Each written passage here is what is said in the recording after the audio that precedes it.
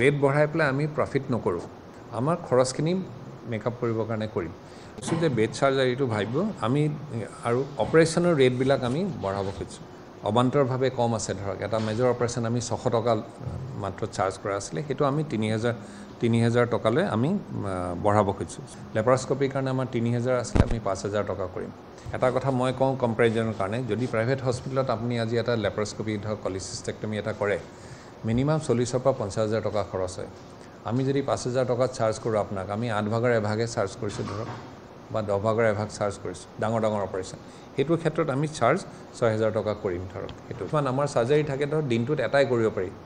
এনে আমি যদি 4টা 5টা কৰিব পাৰি সেইটো এটাই কৰিব পাৰি আৰু এইবিলাকৰ ৰেট যদি আপুনি এপ'লো বা হস্পিটেলত যায় অপাৰেশ্যন চাৰ্জাৰী 1.5 লাখ টকা লয় তেনেকুৱা চাৰ্জাৰী আমি মাত্ৰ 6,000 ৰাখিব খুজিছোঁ আৰু আমি ক'তোৱে কোনো ধৰণৰ আমি বঢ়াব খোজা নাই ৰেজিষ্ট্ৰেশ্যন আমি 10 পৰা 20 টকা কৰিছোঁ বেড চাৰ্জটো আমি 50 টকা ৰাখিছোঁ আৰু খালি চাৰ্জাৰী ফিজ আমি অকণমান বঢ়াইছোঁ সিমিলাৰলি পেইন কেবিনত ধৰক গাইনী পেইন কেবিন কেইটামান আছে গাইন পেইন কেবিনত চিজাৰিন কৰিলে আমাৰ তেনেকুৱা যিটো ৰেট আছিলে 15 পৰা আমি একেই 3000 টকা ৰাখিছোঁ বঢ়োৱা নাই পেইন কেবিনত আৰু নৰ্মেল ডেলিভাৰী যিখিনি পেইন কেবিনত আছে সেইটো 1000 টকা হ'ব বাকী আমি একোতে আমি ৰেট বঢ়োৱা নাই 31 জুলাইত যিখন আমি মাননীয় মুখ্যমন্ত্ৰীৰ লগত আমাৰ মিটিং হৈছিলে তাতে আমাৰ মাননীয় মুখ্যমন্ত্ৰী ডাঙৰীয়াক আমাক পেইন কেবিনটো দিম বুলি প্ৰতিশ্ৰুতি দিছে খুব সোনকালে আমাৰ 68টা পেইন কেবিন লৈ পেলাই আমাৰ ইয়াতে আৰম্ভ হ'ব কনষ্ট্ৰাকশ্যন জাইকাৰ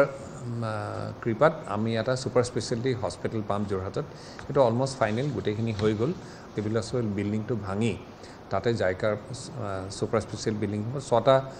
ডিপাৰ্টমেণ্ট তাতে থাকিব কাৰ্ডিঅলজি কাৰ্ডিঅ'থৰাচিক নিউৰলজি নিউৰ'চাৰ্জাৰী ইউৰলজি আৰু নেফ্ৰলজি 2022 ছেপ্টেম্বৰ মাহৰ পৰা আমি ইয়াতে আমি ডিজিটেলাইজেশ্যন যোৰহাট মেডিকেল কলেজত আৰম্ভ হৈছে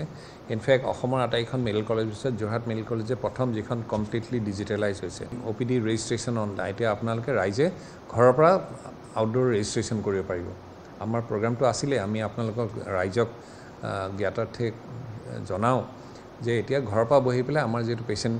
ৰেজিষ্ট্ৰেশ্যন ছফ্টৱেৰ আছে আপুনি অনলাইন আপুনি এসপ্তাহৰ সময়ত অহা সপ্তাহত এটা সপ্তাহৰ ভিতৰত যিটোৱে OPD লাগে আপুনি যাৰ আণ্ডাৰত চাব খুজিছে সেই আণ্ডাৰত আপুনি বুকিং কৰিব পাৰে বুকিং কৰি ৰেজিষ্টাৰ কৰি থ'ব পাৰে আৰু আহিলে ইয়াতে আপুনি কাউণ্টাৰত গৈ পেলাই আপোনাৰ যিটো নাম্বাৰ ৰেফাৰেঞ্চ নাম্বাৰটো পাব দিয়াৰ লগে লগে আপোনাৰ কাৰ্ডখন ইছ্যু হৈ যায় ৰেট বঢ়াই পেলাই আমি প্ৰফিট নকৰোঁ আমাৰ খৰচখিনি মেকআপ কৰিবৰ কাৰণে কৰিম কৈছোঁ যে বেড চাৰ্জাৰীটো ভাবিব আমি আৰু অপাৰেশ্যনৰ ৰেটবিলাক আমি বঢ়াব খুজিছোঁ অবান্তৰভাৱে কম আছে ধৰক এটা মেজৰ অপাৰেশ্যন আমি 600 টকা মাত্ৰ চাৰ্জ কৰা আছিলে সেইটো আমি 3000 টকালৈ আমি বঢ়াব খুজিছোঁ লেপাৰস্কপিৰ কাৰণে আমাৰ 3000 আছিলে আমি 5000 টকা কৰিম এটা কথা মই কওঁ কম্পেৰিজনৰ কাৰণে যদি প্ৰাইভেট হস্পিটেলত আপুনি আজি এটা লেপাৰস্কপি ধৰক কলিচিষ্টেক্টমি এটা কৰে মিনিমাম 40,000 পৰা 50,000 টকা খৰচ হয়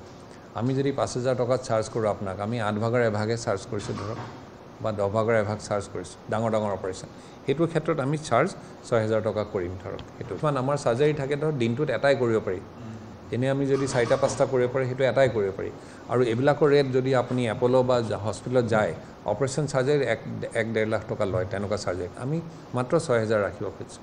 আৰু আমি ক'তোৱে কোনো ধৰণৰ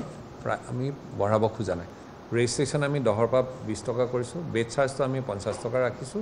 আৰু খালি চাৰ্জাৰী ফিজ আমি অকণমান বঢ়াইছোঁ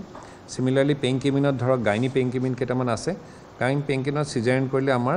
তেনেকুৱা যিটো ৰেট আছিলে 15 পৰা আমি একেই 3000 টকা ৰাখিছোঁ বঢ়োৱা নাই পেইন কেবিনত আৰু নৰ্মেল ডেলিভাৰী যিখিনি পেইন কেবিনত আছে সেইটো 1000 টকা হ'ব বাকী আমি একোতে আমি ৰেট বঢ়োৱা নাই